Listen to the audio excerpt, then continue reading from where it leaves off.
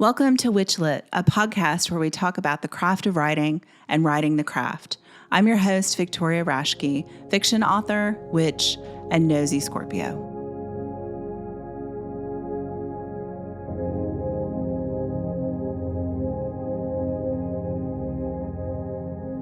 Our guest this week is Cory Thomas Hutcheson.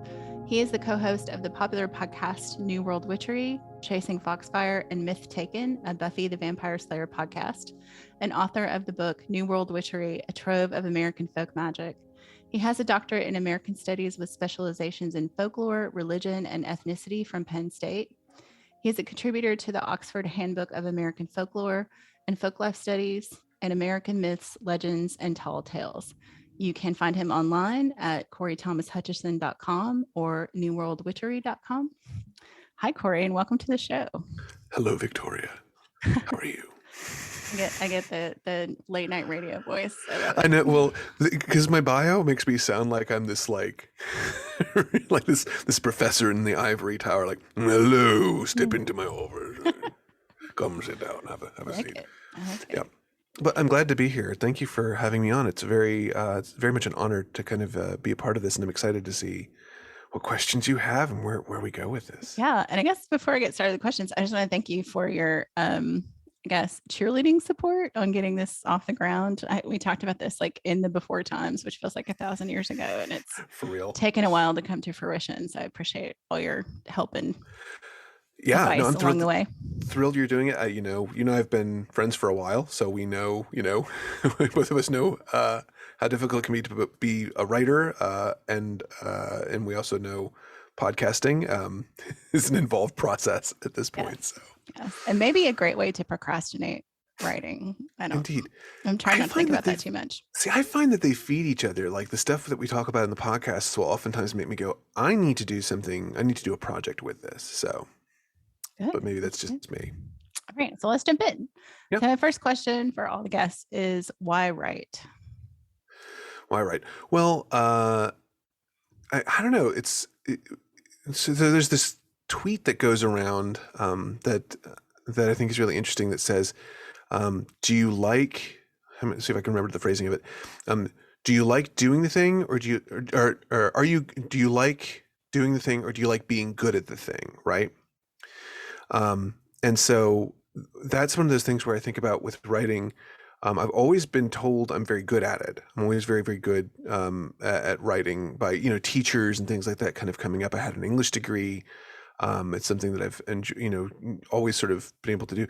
But it wasn't until we started doing the podcast and I started thinking about like, well, what if I actually wanted to do something serious with this, that I started to think about, do I actually like this? Do I actually love doing writing? And I found that the reason that I am writing is because when I get in front of that, the keyboard, and when I get in front of research, when I get in front of whatever it is that I want to talk about, it just starts to sort of really bloom and blossom and feel like I'm in a happy place. I'm in the place where I want to be and where I'm doing something that maybe, just maybe, is going to hit somebody the right way and make an impact in a positive way, might help them find something they never found before.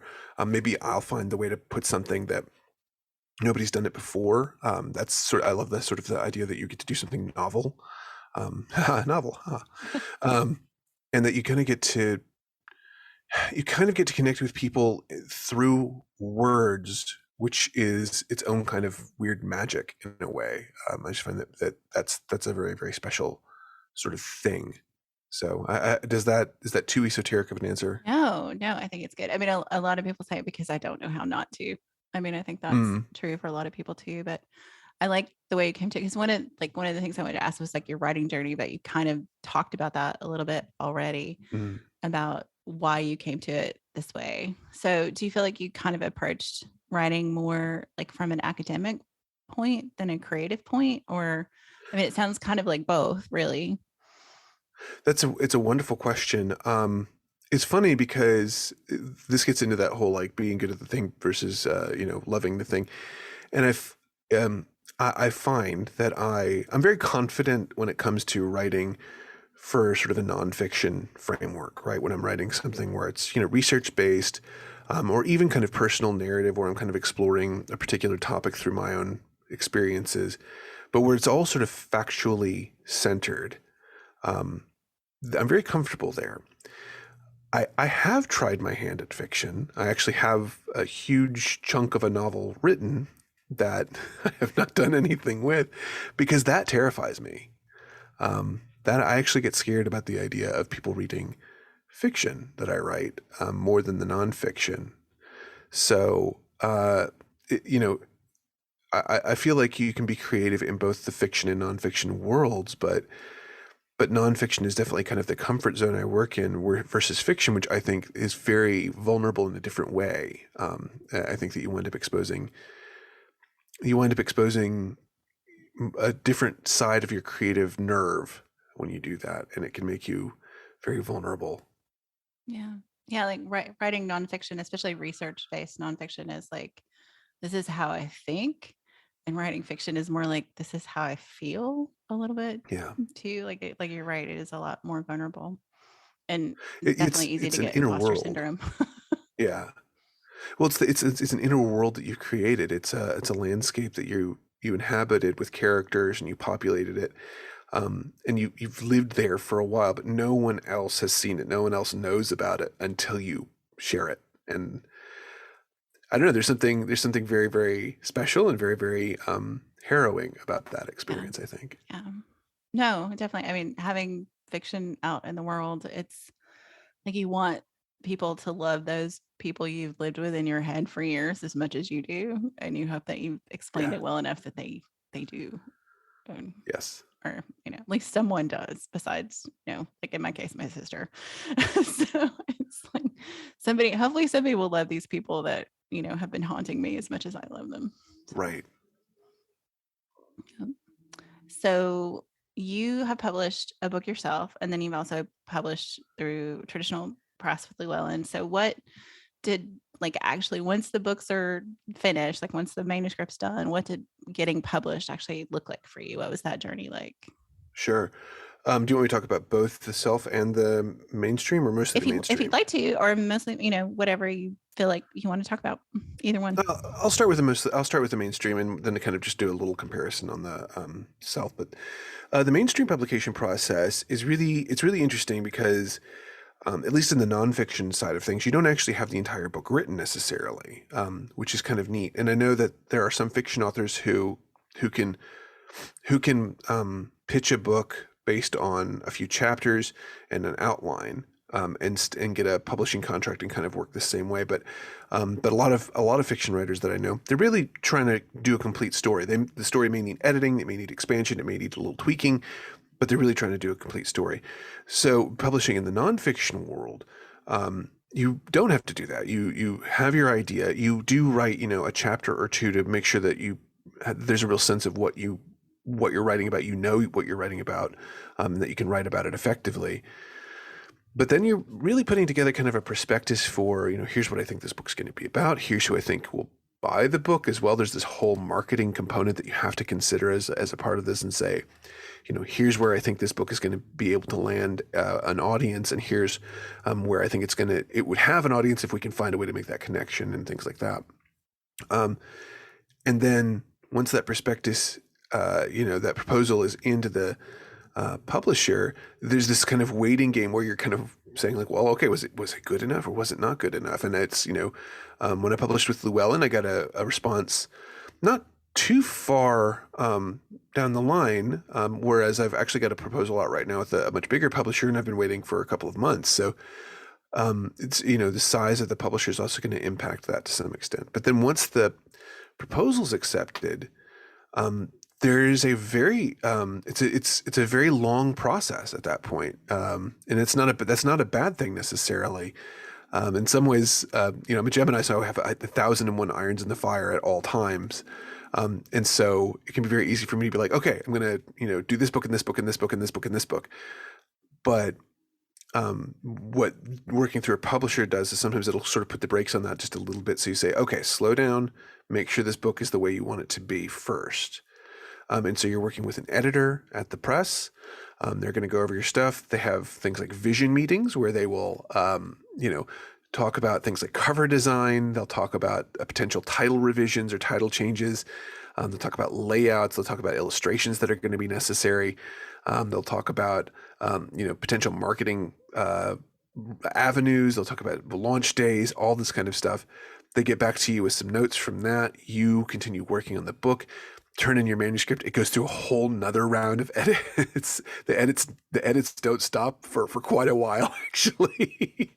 But eventually you reach a point where it's sort of like, okay, this is where it should be. Everybody's kind of happy about it and excited about it. And then it kind of goes off to production.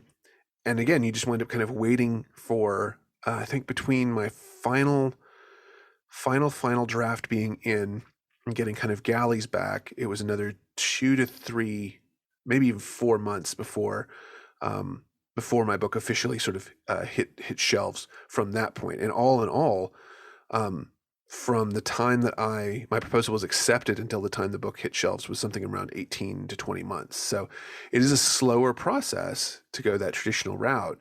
But you have a lot of team support along the way, which is really interesting, because we think of being an author sometimes as being kind of a very solitary, prospect, as a very solitary sort of way of working. But when you take the manuscript and put it in the hands of other people, then all of a sudden it becomes a much more sort of collaborative thing to take it over the finish line. And I think that's really interesting, especially compared to self-publishing, where you really do everything yourself and it stays very solitary. And in some ways there's some benefit to that because you have more creative control, obviously, but you also have more responsibility for it. And so it's very easy to sort of tie up your identity into the self-published books in some ways. But yeah, so it's a different experience between the two. Yeah.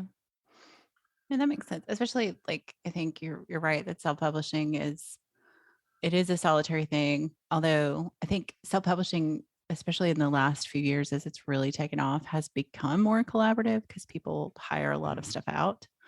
Where, Yes. Initially people were doing all of that by themselves. If I had to design a cover for any of my books, it would be a nightmare. So like no one would buy that book.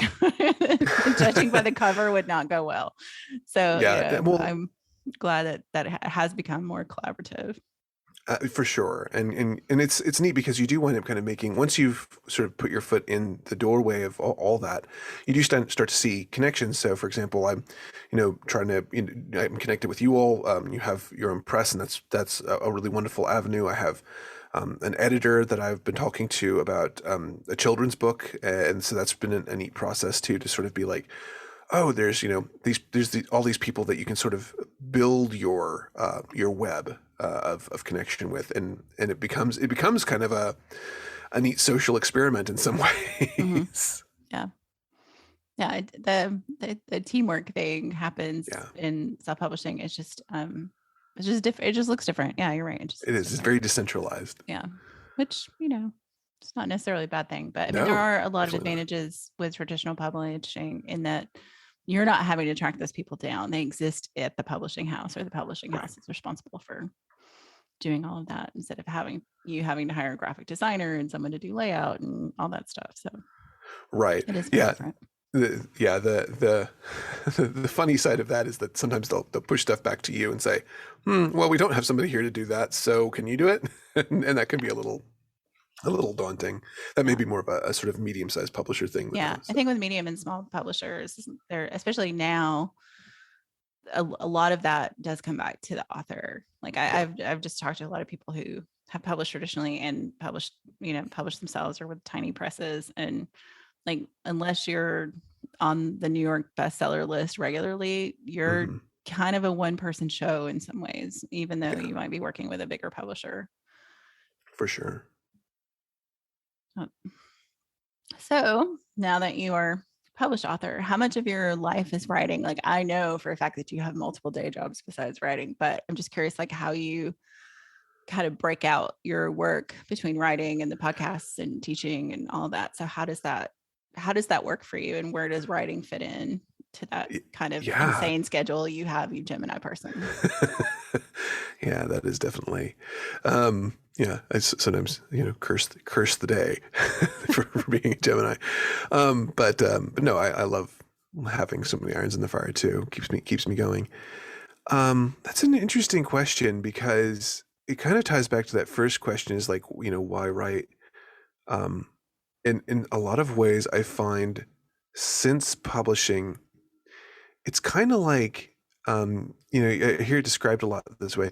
It's kind of like when you get a tattoo, and the first one, can be really kind of an intense experience, and people, put a lot of time and thought into it in some cases, or they'll really kind of get, you know, particular about things, or, it can be, it's just this kind of, it's a roller coaster to kind of get over that first tattoo. But once you've done that, then all of a sudden it's kind of like, when am I getting my next tattoo? When's the next tattoo? What am I going to do next? And so once I published, the self-published book definitely put me kind of in a place where I was like, I think I can do more. And especially given kind of what I've got in, sort of in store in notes and things like that, I think I can do more. And then once this new book has come out, the most recent book has come out, it's something where now I sort of find like all the jobs sort of mentally have become the way I support my writing habit, the way I support the next book coming out in some ways. So they really do. That really does wind up eating up a lot of mental capacity and mental space. But it's for me, at least, it's a very inspiring place to be, where I'm eager. I'm willing to kind of do a lot of other things just so that I can kind of get to that next book, get the next idea going.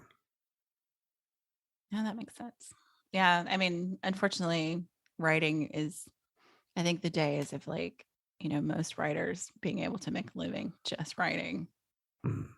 They're slim. Like it happens, but it's not as often probably as it used to. Yeah, well, my understanding of that is that, like, if you like, so yeah, the writer who can make a living off of selling one or two books it's just not there anymore. Even if you sell a New York Times bestseller, there's a point at which that stops being an income that you can count on, right? Unless you are a mass, like, unless you're a John Grisham, right? Or unless you're some other kind of like major author, then you're going to struggle to sort of make the finances support that. But I do hear, from other folks, like Morgan Daimler, they're able to make a living basically as a writer. And they do that through things like, one, they have some Patreon support that sort of pays for sort of a backstage pass to their writing work. But they also publish a lot. They publish, I think they published something like 30 or 40 books in the past decade. And once you have a certain saturation point within the market, if you have enough books out there, even if all of them are only selling, a small fraction, that adds up enough to, I think they essentially are making a single person income off of that. So yeah. I do think there is that, like, there's a tipping point between just what your back catalog looks like, and especially if you're self-published and you're getting a bigger cut of that back catalog.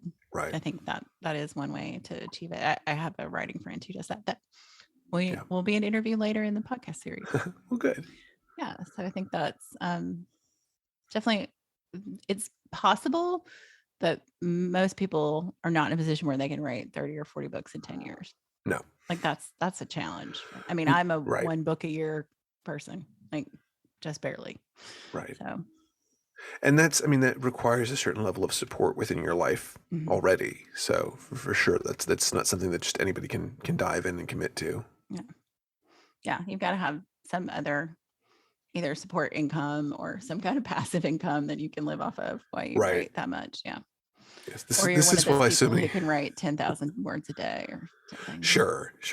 Yeah, this is the patron system used to exist behind publishing, where you could have a wealthy patron who would set aside the £2,000 a year for you as you write whatever you want to write. Oh, when you could live on what the equivalent of like $4,000 a year. That'd be great.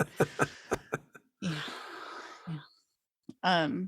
So in your writing, like, is there a day that like, this is my perfect writing day, like a sweet spot? Do you have like rituals around that or something? Or I guess, are you precious about your writing? Or are you just like, anywhere I can get a scrap down, this is what I do? I'm very much the scrapbook writer, where I have notes. I have Google Docs upon Google Docs of just stuff that I copy and paste and pile together so that I can then sift through it later. I'm not like super disorganized about it. I say that and it sounds like I have no idea where things are, but I very much do. I'll even create databases where I'll I have whole spreadsheets that are just bits of folklore. That was part of how I was able to kind of put this one book together. Was just had a spreadsheet running of like all this different folklore I was collecting, that was able to be sorted and indexed. So I could sort of see like, oh, okay, so here's these 5 things I want to talk about in this chapter, and sort of connect them all up. So I do that, and then I mean, I don't. We were on camera earlier, and thankfully my camera wasn't angled down because I just finished with another writing project recently, and what happens is as I get closer and closer to the finish of that writing project, slowly the books that I'm using for my resources will start to pile up around me in a sort of book nest / tower. And I know that I know that I am about to be done with this project when those towers start to fall in on me occasionally, and I start to get injured by my research. And I'm like, I'm almost there. This is great. Like, this is the signal. This is the signal. Exactly. So I was going to ask you, like, what was the seed for New World Witchery? But it sounds like the seed was really like the podcast and academia, and like you were collecting this stuff all along. Yeah. So did you have that before you kind of had the idea for New World Witchery? Because it's just so dense with so much information. Or did New World Witchery come out of the fact that you already had like squirreled all this stuff away? It mostly is the scrolling, all this stuff. I mean, and the funny thing is, like, it is so dense, but I think there's another 40,000 or more words that I actually cut out of the manuscript that's just sitting in another document somewhere else. So book 2 is basically halfway. No, written. probably not. Weirdly, no. Like, it's just going to sit there until I can figure out what to do with it, because it's not going to really fit, any of the projects I have in mind next. So who knows? Who knows what'll happen to it? Maybe no one will ever see it. Maybe it'll be my Kafka papers that get burned upon my death. How did you approach, like, I mean, if you had that much information, like, how did you winnow out, like, did you work with the editor to do that? Were those decisions you made about what was too much, or like, how did you get there?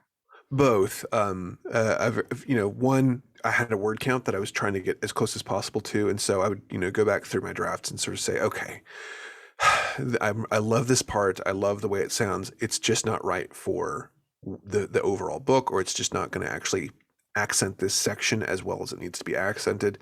It doesn't provide any of the information I want it to provide, or I could say it all in a sentence. And so I'll pull it out and move it aside. And then my editor is also very good about doing that same thing. And I mean, this from being a writer, sometimes you just kind of have to have the kill your darlings mindset, right? Yes. So it's like, I love this, but it doesn't work here. Yep. And that's what these other documents that no one will ever see her for, so that they can still exist. Yeah. I have a running document when I'm writing that is called, like, whatever the title of the project is, offcuts. Yep. And so if I really like it and I'm like, no, it doesn't work, I just, copy and paste it into that other document that lives behind what I'm working on the whole time. Yes. Yeah. You have to do that, because we say kill your darlings, but what you're really doing is sending your darlings upstate to live on the farm, right? with the old family dog. Where they can run free. Where they can run free. Yes.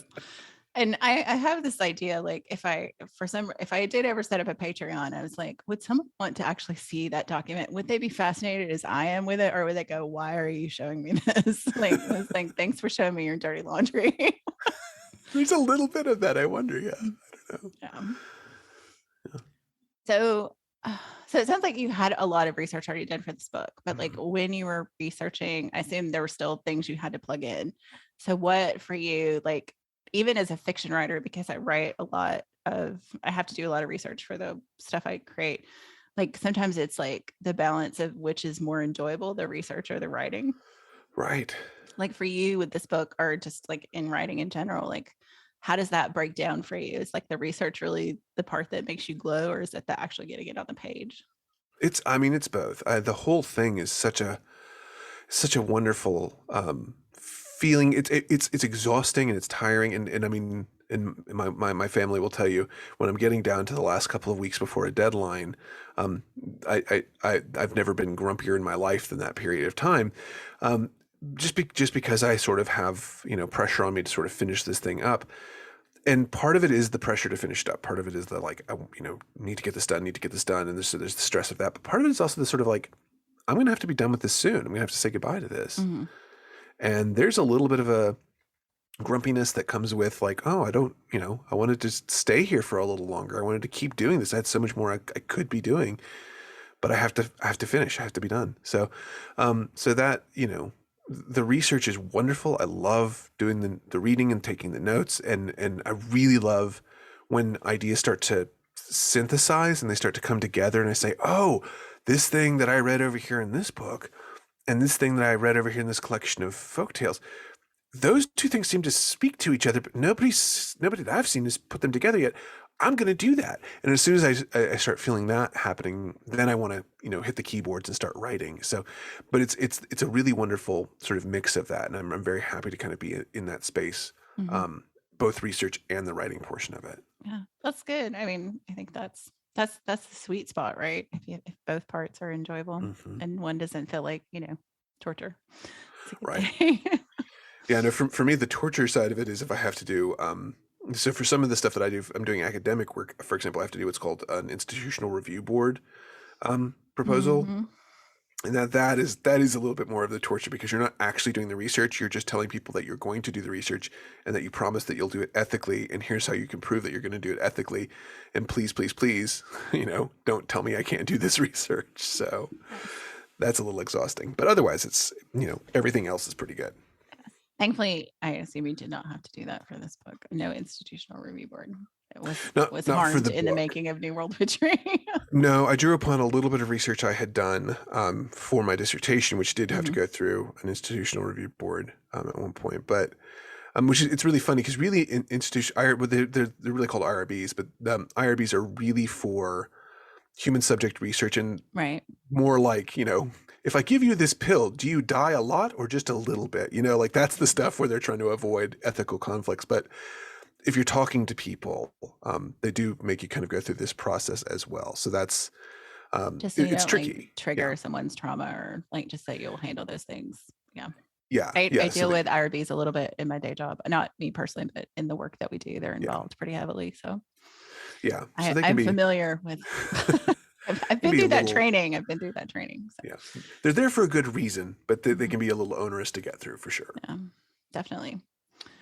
So like in the research and writing for this book, like how did you feel like it impacted like your actual practice? Like we get into kind of like you write about this stuff, but you are also a practitioner. So do you feel like it had an impact on like your practice as you were working, or were there things that you took out of it that definitely have made a change in how you practice your own craft, I guess, outside of the craft of writing?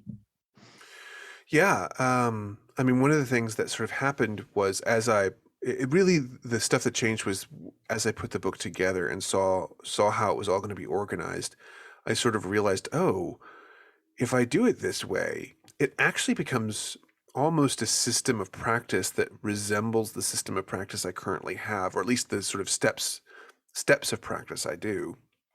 So there's like, it's ridiculous of me to do this, but I sort of divided the whole book into what I call 13 rites, with each rite having, between 1 and 3 or 4 chapters covering different aspects of, in this particular case, witchcraft, North American folk magic and things like that. And so working through that, I was sort of like, oh, well, yeah. So you kind of would need to know a little bit about this and a little bit about this and a little bit about this. And I sort of looked at my practice and was like, oh, okay, these are all things that I have learned to do through my practice of folk magic, but I would never have codified them. I would never have said like, oh, that's a system of magic or witchcraft. It's just the stuff I do. But now I can look at it and kind of say like, oh, the writing helped me sort of reflect on that and see it as things that were actually much more woven together than I realized that they were. So a good example of this would be understanding that the witch flight that I've been reading about and studying about in some of the sort of folk tales and folklore, that is reflected in certain aspects of my practice that, I don't necessarily, I'm not literally going out and flying on a broomstick, right? But I can see like, oh, that does get reflected in, for example, things where I'm, working in sort of a dream space or a hedge crossing space. And then kind of, connecting that to, okay, well then that also ties to the area that I live in, which gets into, the area where I talk about the landscape and things like that, and kind of what are the local legends about this, and so where am I going in these journeys, so to speak. Mm-hmm. Yeah. So in your academic writing, do you find that actually being a practitioner changes the way you approach academic writing, or does it change the way that other people approach your academic writing? Because I think there's always this idea that as an academic, you're somehow an observer, not a participant, even though a lot of times in academic writing, you also are a participant in some ways. Has that been different, like in your academic writing? Yeah, I find that there's actually probably more suspicion from within the academy of what I do, because not that they're against anybody having a particular belief set or belief system, but it's a sort of like looking at it and saying like, well, you're supposed to be sort of this rational academic. These people are saying they are doing witchcraft. That seems like those two things, those don't merge very well for a lot of people. And so it does take a little bit of effort for people to kind of understand that. And then kind of on the flip side, I do think that there's a little bit of suspicion within aspects of the witchcraft community against anybody who is academic, because like you said, they sort of assume you're there to observe. And there is a history of academics coming in and sort of observing and making some very sort of callous judgments about groups that are not their own. And I get that. But that's the thing, is like I'm sort of in there participating and observing so many of these different traditions.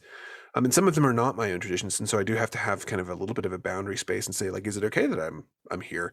But I find most people, once they get to know you, once that you're sort of in that sort of collaborative environment with them, where you're sharing a little bit of you and they're sharing a little bit of them, it tends to work pretty well. I think people are much more open once that dialogue happens. So yeah. Do you feel like I always kind of hesitate to call people professional witches, but you're definitely a public witch, I guess.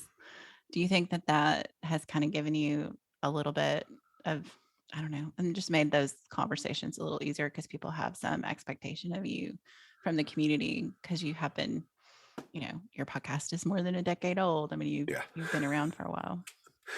Yeah, no, being the elderly peepaw of the pagan community, right? You say that, and I'm older than you, which I find amusing. I'm just thinking in terms of like how long we've been doing the podcast at this point. No, yeah. But no, the sort of public image, you're right. I think that does help. I think it's helped me whenever people are from within sort of a witchcraft or a witchy space to say like, oh, we can kind of trust you. What's really interesting, of course, is that there are a lot of people who practice folk magic that are not fond of witchcraft. Like if I call it witchcraft, then they're not interested.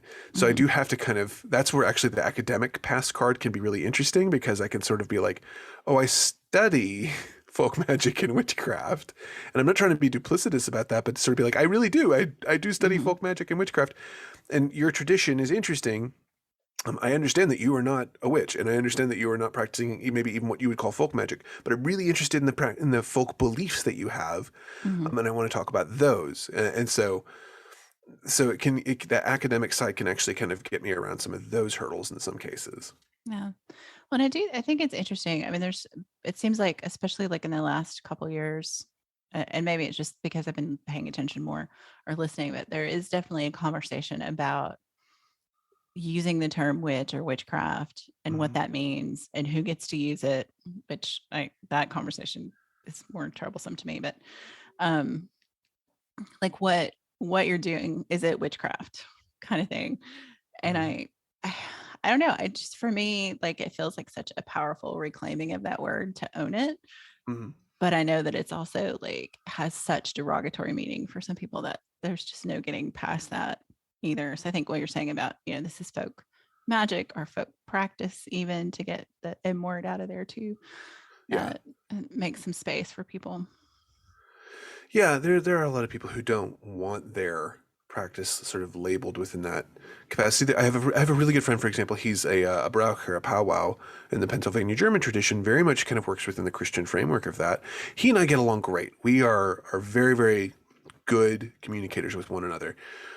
But I would never presume to say, well, I really like the witchcraft you're doing, because he would be like, I'm not doing witchcraft.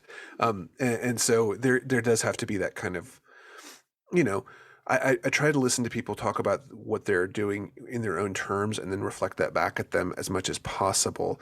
Now, when I go to sit down and write a book, sometimes I will sort of say, okay, academically, I'm going to categorize this as magic, but I'm also going to recognize that this may not be what they would call it. But Right. from a sort of categorical approach, I would definitely say this sort of falls under that umbrella, but it's not the language they would use. So I have to be, aware of that.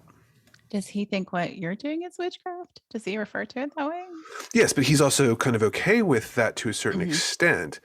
So it's a situation where, again, we've had enough kind of conversations and dialogues that he's like, oh, what you do, that's great. You're doing folk witchcraft that sort of fits within your practice and your paradigm. And it's not calling on the same things that I'm calling on. So Yeah. So he sees it as something separate, but not necessarily derogatory from what exactly right. Oh, He's not afraid of it. He has friends within that sort of witchier space. He gets, a little tetchy about people trying to apply that in his space. But he's more than willing to sort of say, like, you have your space too. So that's fine. So yeah, no, that makes sense. So I don't know. I feel like I could talk about that aspect of it all day, but that kind of gets us away from writing and your book to talk about like this, kind of term within that, I guess. But but it does lead me to the next question, which is like, what do you see? Like you've talked about like your research and how you relate to the people involved in your research. What do you see your relationship as with your readers, or what's your responsibility to readers? my responsibility to my readers is to try and be truthful and factual as far as I possibly can. To the point where I try to footnote as much as I can. I try to include bibliographic references. I want to be transparent about where information comes from. I find that's actually a really big problem in a lot of witchy books, or has been in the past. I think that's improving. Not knowing where witchy information comes from. And this is, a good example of this, and I'm not trying to drag this person, but Scott Cunningham has some really great books of folk magic that I loved. There's some of my introductory books, but so many of the spells in there, you wouldn't know where they come from. He has a bibliography at the back, but he's not connecting those to any of the spells that you've actually seen in the book. Nary a footnote insight. Right, exactly. And no kind of like, even if you had a sort of a line reference, like, this is something done in the Ozarks. Well, okay, great. That gives me, at least I can then go in the bibliography and be like, Vance Randolph, Ozark folk magic. Okay, boom, there we go. That's something I can follow. It wasn't expected of him. That wasn't the situation he was writing in. And so there's none of that transparency. But for me, it's really important to have that transparency, because I want people to then, I don't want people to look at my book and say, this is the final word on anything. I want people to look at the book and say, this is such a great place to jump off and start and go further. I want people to bump into a story in that book and go like, I want to know more about this. Where do I find out more about this? And start digging on their own using the references that I've given them as a compass point to begin with. That's the relationship I want to have with my readers, is that we are in, we're all on the sort of journey together. We're all on the adventure together. I'm providing as much information as I can to help make the map easier to read, but they still get to go explore as much as they want and spend a lot of money on books. I am an enabler. I was going to say my TBR and TV read and TV purchase list from reading your book has quadrupled over the last that's my fault. But I apologize. It's a good thing. It's just more people that maybe I will get to talk to on the show. So there you go. So what are you working on now? Like you said, you just sent off a manuscript for Llewellyn, but like what are you looking at coming up? Like what are your current or upcoming projects that you can share? Because I understand there's probably, maybe stuff you can't talk about to you, but Yeah, no. So I've got the book that just went off to Llewellyn, which I can absolutely discuss. That is going to be one of their complete books, which are their kind of really big guides. They've done one on ceremonial magic, and they've done one on tarot and stuff like that. Mm-hmm. This one is American folk magic. And in that, I've sort of gathered together about 24 different practitioners of folk magic and had them all write short personal essays explaining things about their practices, sometimes offering works from their practices, offering a little bit of history of their practices, just to sort of give a window on just how many different ways of practicing folk magic in North America there are. So we have everything from that powwow practitioner is in there. We have a New England cutting man. We have a couple of folks working in the Appalachian Mountains, a fellow who's writing about the Ozark magical traditions, somebody who does hoodoo in Detroit. We have somebody who's a Kumi practitioner in Minnesota, a Taoist folk magician living in California. So just tons and tons of people kind of from all over that are able to sort of share their perspectives. And really, I'm really excited to be able to sort of curate that collection of folks. It makes me sad because it's the complete book, and I acknowledge this in the sort of conclusion. Sort of say it's a complete book, but it can't ever really be complete because there's so many more that we just couldn't fit them. You could never fit everybody in. It's just it's so big. So maybe there'll be more. Foxfire set of it would be. You'd have to folk magic. Yeah, you'd have to do that. So that one's going to be coming out sometime in late 2022, I think. Okay. I'm excited about that. I've got another book. Lane and I are co-writing a book, and I don't want to get into too much about what it's about yet, but we do have that out for consideration with some publishers right now. Mm-hmm. Let's see, that I'm going to be doing a reissue of 54 Devils, which is my book on folk magic and playing cards. I'm going to be reissuing that with some additional material, expanding some things, adding some stuff in, because that is almost 10 years old at this point, and I've realized there's some stuff I want to add in to that. So I'm going to do that since I have creative control, so I can do that whenever I want. Yep, your 10-year edition, your 10-year anniversary edition. Yeah, it's. I think it'll wind up being technically the 9-year anniversary edition, but that works too. So, I like it being, a little off. Its own thing. A little off, yeah. And then I'm working on a couple of other research and writing projects as well. One somewhat academic, a couple that are a little more esoteric and a little weird. And then, like I said, I have that fiction piece floating around in there, and I keep kind of going back into it and poking at it and seeing, like, is it going to come back to life? Do I really want to see it out there in the world? So who knows? Maybe that'll find a home. Well, I mean, if you need a fiction like whip cracker, let me know. Like, I'm absolutely happy to cheerlead you on that road. So fantastic. It is sometimes a scary road, but it is rewarding too. So to get those people out in the world that have been in your head, it's not a bad thing. Indeed. Great. So where, and obviously people can go listen to New World Witchery wherever you listen to podcasts and your other podcasts, Chasing Foxfire and the Buffy the Vampire Slayer podcast. But where else could readers connect with you? I mean, if you go to newworldwitchery.com, that has pretty much everything to connect with us. Honestly, we have a little link tree type thing. It's just newworldwitchery.com/find-us. That will show you pretty much all of our social media accounts. We're on YouTube, Instagram, sort of on Facebook, Twitter, somewhat active there as well. Websites, all these different places you can find us pretty easily. Put all that in the show notes for folks too, just so they can have an easy access to it. So you know about this is coming because I sent you the thing. So the last question is based on my Scorpio nature and really enjoying talking about things we're not supposed to talk about in polite company. So I'm going to roll a die, and depending on the number, I will ask you a question related to writing, at least tangentially, about death, sex, religion, politics, or money. And if I roll a 6, you get to pick which one. Okay. So I'm going to roll this very clanky metal D&D die on my desk. Right. 5, money. All right. Okay. So is there anything as a writer you are absolutely not willing to do for free? Or is there something as a writer you would never do for money?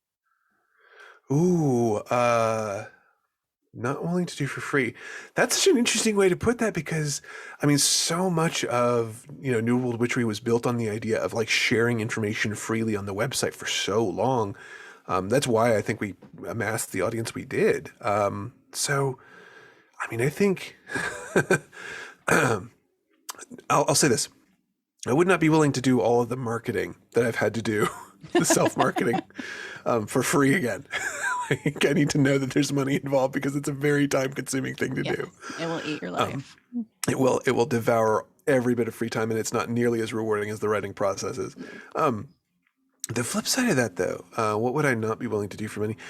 I'm not willing to just outright fabricate facts. I think that's terrible. And I'm not gonna, I've been approached by publishers who sort of do want to do the whole. We'll give you the outline and tell you kind of what to write, and then you sort of make it your own voice, and then we sell that. I'm not really interested in doing that, and I'm not really interested in writing for people. This kind of gets into another one of your topics with the sort of political side of things, but I'm not really interested in writing in such a way that I have to avoid standing up for some of the things that I do care about and believe in. So, for example, queer representation is important to me. Recognizing the importance of Native American, subjugation and also the contributions that Native Americans have made over time. That's important to me. Environmentalism is important to me. Elevating marginalized people based on anything from gender to ethnicity to class, all of that is important to me. So if somebody's wanting me to, if they basically say like, well, you can write your book, but you can't talk about any of that stuff, then I'm probably going to say, well, no, I can just write my book and you can just not publish it. How about that? So that's kind of where I go with that. I'm curious, what about you? What's the flip side of that for you? We turn the tables. I don't think I would be willing to subjugate my political beliefs or ethics to publish a book. Like, I just can't do that. And I had advice like at a writing conference really early on. It's like, if you're going to be on social media, then you shouldn't ever be political. And I was like, if you have problems with my politics, you're probably not the person who's going to enjoy my books. Yeah. Because they're there. I mean, they're not like, I try not to write like, polemic, beat you over the head. Here's your, wheel of morality ending to the book. But it's woven in there because it's who I am. And that's the characters have, as much as I want them to be real people out in the world, there are still facets that I've, created. So I'm just not willing to not be me to do that. And, the other thing I went back and forth on when I was looking at possibly publishing traditionally was if I would use a pen name or my real name. And, I had a lot of people say, you need a pen name because you're a woman, you're writing in, contemporary fantasy, you'll sell better, blah, blah. And I was like, A, I don't think that's true anymore. And B, the dream was from the time I started writing in elementary school was that someday I would see a book on the shelf with my name on it. So I'm going to use my name. So. I'm glad you did that. I mean, I know that's, and I'm not dragging anybody who doesn't, because I think that there are some legitimate concerns about that. Yeah, definitely. I mean, my name is also really unique, so I'm easy to find. And I appreciate that is definitely a risk. So yes. Yeah. But I think I'm very proud of you that you were able to say like, no, it's important to me. This thing is really important to me, and I'm going to do this. So if I do write in another genre though, I will have to come up with a pen name. So I think that would be, because then your responsibility to your reader then becomes like, oh, there's this other book by Victoria Rashke that has nothing to do with anything else you've ever read. So I think I see the facilitation of just being kind to your readers by picking a pen name if you write in a different genre. So I probably would do it in that case, but it would be some variation. I really like Victoria Schwab. That's done kind of V.E. Schwab or Victoria Schwab. And I was like, that works for me. So no, I've actually got a secret pen name for some this is true confession times. I know literally no one knows about this, and I may come back to you and be like, please cut this. Please edit this out. But another thing that I have worked on writing are some sort of paranormal erotic romance novels, and I have a pen name for those. That would probably be good for your readers to just, Yeah. not expect another, New World Witchery Volume 2 and get Right, romance. and get hot and sexy werewolf sex. That's not what they're that's not what they're there for. Yeah, I'm really sad you didn't get the sex question. Well, we managed to cover multiple things in one go, so that's pretty good. Oh no, I think that sounds good. Oh, thank you so much for being on the show. I so appreciate it. And thank you again, like I said at the top, for just like encouraging and offering advice and just being generally supportive. I just appreciate it. And you're a part of the reason that this podcast exists. So thank you. Thanks. I mean, you're part of the reason our podcast exists too. I mean, you've been a big supporter over the years and we really appreciate it. So, thank you. Yeah. Great. And hopefully when your next book comes out, we'll have you back. Fantastic. I would love that. Can get some more of those die roll questions. That's right. We'll get you on another topic. Well, maybe by then I'll have published something under the pen name. It's like, oh, we're going to have your pen name on instead of Cory. Yep. I like it. That's great. Good. Well, Cory, thank you again so much. And I'm sure you and I will talk soon in the real world. All right. Thank you. Have a great day.